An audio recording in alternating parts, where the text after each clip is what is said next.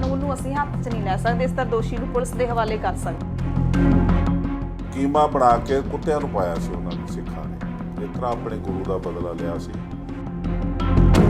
ਅਸੀਂ ਆਪਣੇ ਆਪ ਨੂੰ ਸ਼ਰਮਸਾਰ ਮਹਿਸੂਸ ਕਰ ਰਹੇ ਹਾਂ, ਅਸੀਂ ਕੁਝ ਕਹਿਣ ਜੋਗੇ ਨਹੀਂ ਰਹੇ।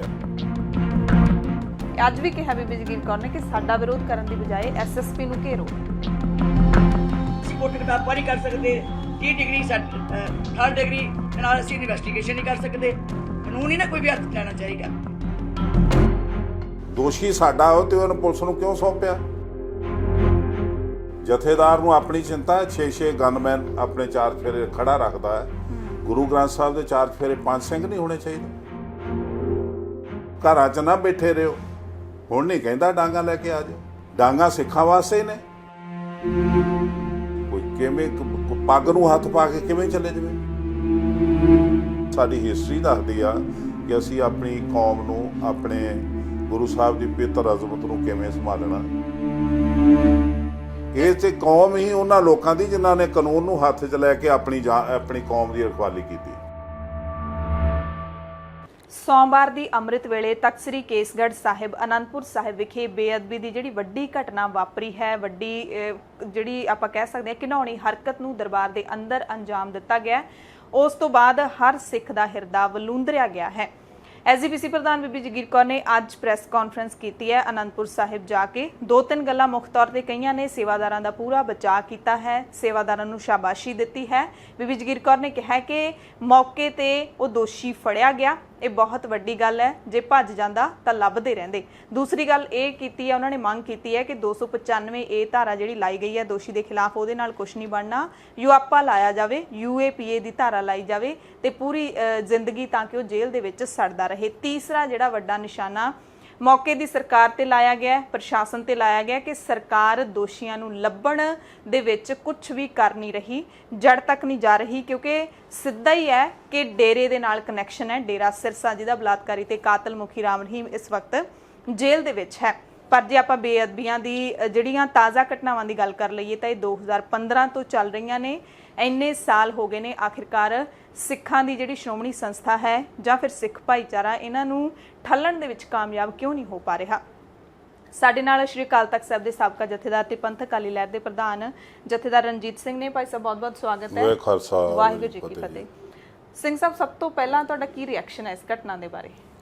ਰਿਐਕਸ਼ਨ, ਅਸੀਂ ਆਪਣੇ ਆਪ ਨੂੰ ਸ਼ਰਮਸਾਰ ਮਹਿਸੂਸ ਕਰ ਰਹੇ ਹਾਂ ਤੇ ਮਹਿਸੂਸ ਕਰ ਰਹੇ ਹਾਂ ਕਿ ਸਾਡੀ ਸਿੱਖ ਕੌਮ ਜਿਹੜੀ ਆ ਉਹ ਆਪਣਾ ਅਸਲਾ, ਆਪਣਾ ਸੁਭਾਅ ਗਵਾ ਚੁੱਕੀ ਹੈ। ਇਹੀ ਵਜ੍ਹਾ ਹੈ ਕਿ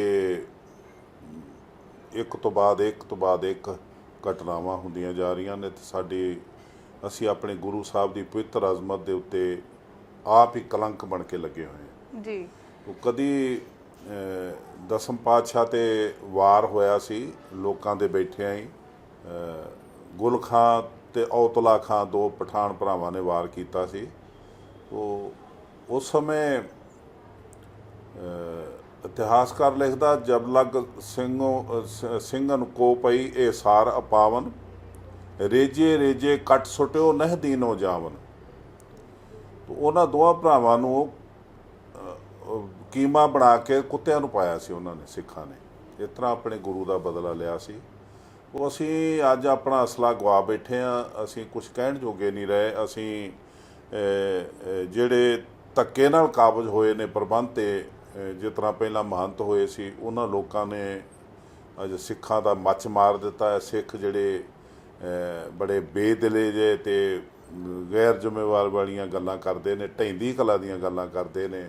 ਸੋ ਯਾਨੀ ਕਿ ਸਿੰਘ ਸਾਹਿਬ, ਤੁਹਾਡੇ ਕਹਿਣ ਦਾ ਜਿਹੜਾ ਪੂਰਾ ਭਾਵ ਇਹ ਬਣਦਾ ਹੈ ਕਿ ਸਿੱਖ ਹੀ ਜ਼ਿੰਮੇਦਾਰ ਨੇ। ਜੇ ਉਹ ਘਟਨਾ ਵਾਪਰੀ ਹੈ ਤਾਂ ਉਹ ਤੋਂ ਬਾਅਦ ਦੋਸ਼ੀ ਨਾਲ ਕੀ ਹੋਣਾ ਚਾਹੀਦਾ ਸੀ ਜਾਂ ਇਹ ਹੋਣੀ ਨਹੀਂ ਸੀ ਚਾਹੀਦੀ? ਕੀ ਅਸਲ 'ਚ ਸਿੱਖ ਜਿਹੜੇ ਨੇ ਜ਼ਿੰਮੇਵਾਰ ਇਸ ਕਰਕੇ ਨੇ ਕਿ ਜਿੱਥੇ ਸਾਡੀਆਂ ਕਮੀਆਂ ਨਜ਼ਰ ਆਉਂਦੀਆਂ ਨੇ, ਸਿੱਖਾਂ ਨੂੰ ਦੂਰ ਕਰਨੇ ਚਾਹੀਦੀ। ਕਰ ਹੀ ਸਿੱਖ ਸਕਦੇ ਨੇ, ਉਹ ਨਹੀਂ ਕਰ ਰਹੇ।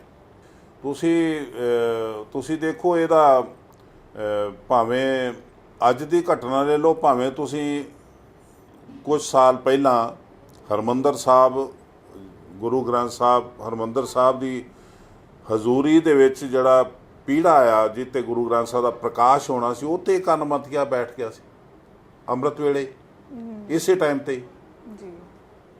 ਤੇ तो ਕਿਹਦੀ ये नवी हो रही को घटना सो इन्होंने कम- कोई इस- सबक ही नहीं सीखा अजे तक इन्होंने। ਯਾਨੀ ਕਿ ਉੱਥੇ ਸਿੰਘ ਸਾਹਿਬ ਰਾਗੀ ਸਿੰਘ ਵੀ ਮੌਜੂਦ ਸੀਗੇ, ਉੱਥੇ ਗ੍ਰੰਥੀ ਸਿੰਘ ਵੀ ਸੀਗੇ, ਕਿਉਂਕਿ ਪ੍ਰਕਾਸ਼ ਹੋਣ ਵਾਲਾ ਸੀ, ਤੇ ਉੱਥੇ ਜਿਹੜੇ ਸੇਵਾਦਾਰ ਨੇ ਉਹ ਵੀ ਤਾਇਨਾਤ ਸੀਗੇ।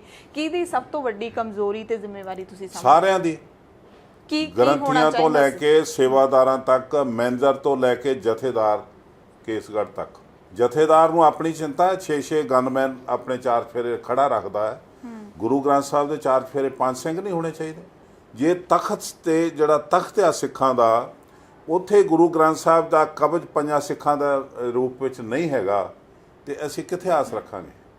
ਪਰ ਸਿੰਘ ਸਾਹਿਬ ਹੁਣ ਇਹ ਤਰਕ ਦਿੱਤਾ ਜਾ ਰਿਹਾ ਹੈ ਕਿ ਗੁਰੂ ਘਰ ਚ ਆਉਣ ਤੋਂ ਅਸੀਂ ਕਿਸੇ ਨੂੰ ਰੋਕ ਨਹੀਂ ਸਕਦੇ। ਕਿਵੇਂ ਪਛਾਣ ਕੀਤੀ ਜਾ ਸਕਦੀ ਹੈ ਵੀ ਦੋਸ਼ੀ ਹੈ? ਲੇਕਿਨ ਇੱਕ ਸਮਾਂ ਹੁੰਦਾ ਹੈ, ਜਦੋਂ ਤੁਸੀਂ ਕਿਸੇ ਨੂੰ ਇਹਨਾਂ ਸਮਾਂ ਦੇ ਦਿਓ ਤੇ ਜੱਕੇ ਤੱਕੇ ਦੇ ਦਿਓ, ਕੁਝ ਕਰੋ ਨਾ, ਤੇ ਉਦੋਂ ਫਿਰ ਇਹ ਜਿਹੜਾ ਗੱਲ ਕਰਨ ਜੋਗੇ ਰਿਹਾ ਨਹੀਂ ਜਾਂਦਾ। ਕੋਈ ਮੈਂ ਸਮਝਦਾ ਨਹੀਂਗਾ ਕਿ ਕੋਈ ਕਿਵੇਂ ਪੱਗ ਨੂੰ ਹੱਥ ਪਾ ਕੇ ਕਿਵੇਂ ਚੱਲੇ ਜਾਵੇ। ਐਸਜੀਪੀਸੀ ਪ੍ਰਧਾਨ ਉਹਨਾਂ ਨੇ ਸਾਫ਼ ਤੌਰ ਤੇ ਕਿਹਾ ਕਿ ਸੇਵਾਦਾਰਾਂ ਦੀ ਤਾਂ ਸ਼ਾਬਾਸ਼ੀ ਬਣਦੀ ਹੈ ਕਿ ਮੌਕੇ ਤੇ ਫੜ ਲਿਆ। ਇਹ ਅਸਲ 'ਚ ਸ਼ਾਬਾਸ਼ ਸਿੱਖਾਂ ਦੇ ਆ ਜਿਨ੍ਹਾਂ ਨੇ ਬੀਬੀ ਨੂੰ ਬਰਦਾਸ਼ਤ ਕੀਤਾ ਅਜੇ ਤੱਕ। ਮੈਂ ਤੇ ਇਹ ਕਹਾਂਗਾ, ਜਿਨ੍ਹਾਂ ਨੇ ਇਸ ਪ੍ਰਬੰਧ ਨੂੰ, ਪ੍ਰਬੰਧਕਾਂ ਨੂੰ, ਜਿਨ੍ਹਾਂ ਨੂੰ ਜ਼ਮੀਨਾਂ ਦੀ ਕਮਿਸ਼ਨ ਖਾਣ ਤੋਂ ਇਲਾਵਾ ਕੋਈ ਜਾਂਚ ਨਹੀਂ ਕਿਸੇ ਕੰਮ ਦੀ, ਕੋਈ ਸ਼ੌਕ ਨਹੀਂ, ਗੁਰੂ ਦੀ ਗੋਲਕ ਖਾਣ ਤੋਂ ਬਿਨਾਂ ਕੋਈ ਸ਼ੌਕ ਨਹੀਂ, ਗੁਰਮਤਿ ਦਾ ਕੋਈ ਗਿਆਨ ਨਹੀਂ, ਗੁਰਮਤਿ ਦਾ ਪ੍ਰਚਾਰ ਨਹੀਂ, ਪ੍ਰਸਾਰ ਨਹੀਂ, ਜਿਹੜੀਆਂ ਸਾਡੀਆਂ ਰਹੁ ਰੀਤਾਂ ਨੇ, ਜਿਹੜੀਆਂ ਸਾਡੀਆਂ ਧਾਰਮਿਕ ਤਖਤਾਂ ਦੀ ਮਰਿਆਦਾ ਉਹ ਤਾਰ-ਤਾਰ ਹੋਈ ਪਈ ਆ। ਤੋ ਬੀਬੀ ਸ਼ਾਬਾਸ਼ ਦੇ ਰਹੀ, ਕਿਹਨੂੰ ਦੇ ਰਹੀ ਸ਼ਾਬਾਸ਼ ਤੇ ਕਿਉਂ ਦੇ ਰਹੀ, ਸਾਨੂੰ ਤੇ ਸਮਝ ਨਹੀਂ ਆਉਂਦੀ। ਤੇ ਸਿੰਘ ਸਾਹਿਬ ਫਿਰ ਤੁਹਾਡੇ ਮੁਤਾਬਿਕ ਇਸ ਘਟਨਾ ਨੂੰ ਵਾਪਰਨ ਤੋਂ ਰੋਕਿਆ ਕਿਵੇਂ ਜਾ ਸਕਦਾ ਸੀ? ਤਕਨੀਕੀ ਤੌਰ ਤੇ ਕੀ ਹੋਣਾ ਚਾਹੀਦਾ? ਕਿ ਹਰ ਗੁਰਦੁਆਰਾ ਸਾਹਿਬ ਅੰਦਰ ਆਉਣ ਵਾਲੀ ਸੰਗਤ ਦੀ ਕੋਈ ਚੈਕਿੰਗ? ਨਹੀਂ, ਸਾਡੀ ਹਿਸਟਰੀ ਦੱਸਦੀ ਆ, ਅਸੀਂ ਕਦੀ ਵੀ ਸੰਗਤ ਤੋਂ ਬਾਹਰ ਨਹੀਂ ਗਏ, ਕਦੀ ਅਸੀਂ ਲੋਕੇ ਨਹੀਂ ਕਦੀ ਵਿਚਰੇ, ਪਰ ਸੰਗਤ ਦੇ ਵਿੱਚ ਹੀ ਅੱਜ ਤੱਕ ਸਾਡੀ ਹਿਸਟਰੀ ਬਣੀ ਆ। ਕਦੀ ਕੋਈ ਇਹੋ ਜਿਹੇ ਭਾਣੇ ਵਾਪਰੇ? ਕਿੱਡੇ ਸਾਡੇ ਦੁਸ਼ਮਣ ਰਹੇ ਨੇ ਜੀ। ਜੇ ਮੱਸਾ ਰੰਗੜ ਨੇ ਤਮਾਕੂ ਪੀਤਾ ਸੀ ਉੱਥੇ, ਤੋ ਉਹ ਵੀ ਹਿਸਟਰੀ ਸੀ ਸਾਡੀ। ਉਹਦੇ ਬਾਅਦ ਕੋਈ ਜੰਮਿਆ ਉੱਥੇ ਹੁੱਕਾ ਲਿਆ ਕੇ ਪੀਣ ਵਾਲਾ, ਤੇ ਹੁਣ ਜੰਮਿਆ ਜਿਹਨੇ ਪੀੜਾ ਗੁਰੂ ਮਹਾਰਾਜ ਦੇ ਸਰੂਪ ਵਾਸਤੇ ਸੀ, ਤੇ ਤੜਕੇ ਅੰਮ੍ਰਿਤ ਵੇਲੇ ਆ ਕੇ ਉੱਤੇ ਬਹਿ ਗਿਆ, ਤੇ ਉਸ ਤੋਂ ਕਈ ਉਹਦਾ ਸਾਲਾਂ ਤੇ ਬਾਅਦ ਕੁਝ ਵਿਗਾੜਿਆ ਨਹੀਂ, ਤੇ ਪੀੜੇ ਨੂੰ ਚੁੱਕ ਕੇ ਇਹਨਾਂ ਨੇ ਸਰੋਵਰ ਸੁੱਟਤਾ। ਤੋ ਇਹ ਜਿਹੜੀਆਂ ਗੱਲਾਂ ਨੇ ਕਿ ਫੜ ਤੇ ਹਰ ਜਗ੍ਹਾ, ਜੇ ਫੜੇ ਤੇ ਹਰ ਜਗ੍ਹਾ ਹੀ। ਸਿੰਘ ਸਾਹਿਬ ਕੀ ਪ੍ਰਬੰਧ 'ਚ ਬਦਲਾਅ ਹੋਣਾ ਚਾਹੀਦਾ ਹੈ? ਕਿਵੇਂ ਮਤਲਬ ਇਹਨੂੰ ਪ੍ਰਬੰਧ ਦੇਖੋ, ਇੱਕ ਸਾਡੀ ਪ੍ਰਬੰਧਕ ਕਮੇਟੀ ਆ, ਉਹਦੇ ਕੋਲ ਕਰੋੜਾਂ ਰੁਪਏ ਦੀ ਸੈਲਰੀ ਆ ਜਿਹੜੀ ਉਹ ਬਰਛੇ ਵਾਲਿਆਂ ਨੂੰ ਦਿੰਦੀ ਆ ਜੀ। ਤੇ ਜਦੋਂ ਗੁਰੂ ਘਰ ਦੀ ਮਰਿਆਦਾ ਲਈ ਕੋਈ ਸਿੱਖ ਜਾ ਕੇ ਰੌਲਾ ਪਾਉਂਦਾ ਤੇ ਉਹਦੇ ਹੱਡ ਭੰਨਦੇ ਨੇ, ਉਦੋਂ ਸੁਚੇਤ ਹੁੰਦੇ ਨੇ, ਉਦੋਂ ਵੀ ਸ਼ਾਬਾਸ਼ ਦਿੰਦੀ ਬੀਬੀ, ਉਦੋਂ ਸ਼ਾਬਾਸ਼ ਦਿੰਦਾ ਉਹ ਜਥੇਦਾਰ ਗਿਆਨੀ ਹਰਪ੍ਰੀਤ ਸਿੰਘ ਬਾਦਲ ਦਾ ਜੀ ਕਿ ਡਾਂਗਾ ਲੈ ਕੇ ਆ ਜਿਓ, ਘਰਾਂ 'ਚ ਨਾ ਬੈਠੇ ਰਹੋ। ਹੁਣ ਨਹੀਂ ਕਹਿੰਦਾ ਡਾਂਗਾ ਲੈ ਕੇ ਆ ਜਿਓ, ਡਾਂਗਾ ਸਿੱਖਾਂ ਵਾਸਤੇ ਹੀ ਨੇ। ਯਾਨੀ ਕਿ ਸਿੱਖਾਂ ਨੂੰ ਆਪ ਜਿਹੜਾ ਟਾਕਰਾ ਕਰਨਾ ਚਾਹੀਦਾ ਇਹੋ ਜਿਹੇ ਦੋਸ਼ੀਆਂ ਨਾਲ? ਨਹੀਂ, ਸਿੱਖਾਂ ਨੂੰ ਟਾਕਰਾ ਕਰਨਾ ਚਾਹੀਦਾ ਸਾਡੇ ਪ੍ਰਬੰਧਕਾਂ ਨਾਲ ਵੀ ਇਹ ਯੋਗ ਨਹੀਂ ਹੈਗੇ, ਇਹ ਬਾਰ-ਬਾਰ ਸਾਡੀ ਪੱਤ ਲਵਾਉਂਦੇ ਆ। ਤੁਸੀਂ ਇਹ ਦੇਖੋ ਵੀ ਬੀਬੀ ਅੱਜ ਇਹ ਕਹੇ ਕਿ ਇਹ ਦਫਾ ਲੱਗਣੀ ਚਾਹੀਦੀ, ਉਹ ਬਾਦਲ ਨੂੰ ਵੀ ਸਮਝਾ ਦੇ ਕੋਈ ਦਫਾ ਕਿਹੜੀ ਹੁੰਦੀ ਆ, ਕਿਹੜੀ ਲੱਗਣੀ ਚਾਹੀਦੀ ਆ।